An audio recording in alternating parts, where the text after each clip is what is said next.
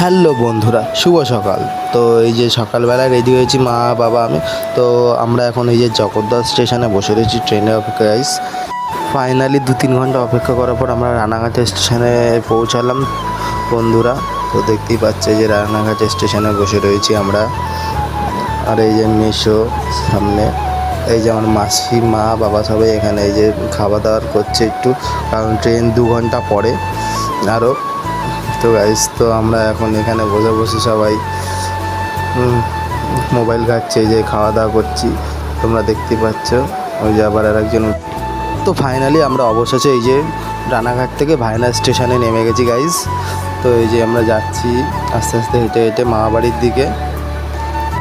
মামাবাড়িতে গিয়ে দেখি আমার ভাগ্নি এসছে মামাবাড়িতে। তো গাইস দেখো, ও ক্যামেরা দেখে আমাকে দেখে হাই করছে সবাইকে তোমাদের।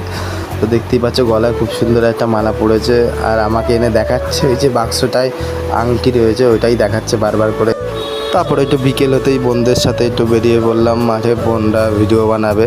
তো গাইস দেখতেই পাচ্ছ এই যে আমার মেজো বোন আর এই যে আমার ছোটো বোন এখন রিলস ভিডিও বানাবে মাঠে। দেখতেই পাচ্ছ কি ঢং করছে গাইস, ভালো ড্রেস পরে, নতুন ড্রেস পরে বেরিয়েছে ভিডিও বানাবে বলে।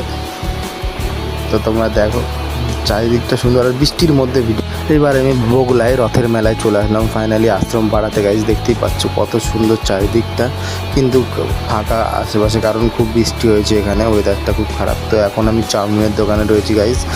তো চাউমিন নেবো আমরা। তো ওই যে ভাই ওখানে চাউমিন নিচ্ছে গাইস। আজকের ভিডিওটি এই অবধি। যদি ভিডিওটি ভালো লাগে লাইক কমেন্ট শেয়ার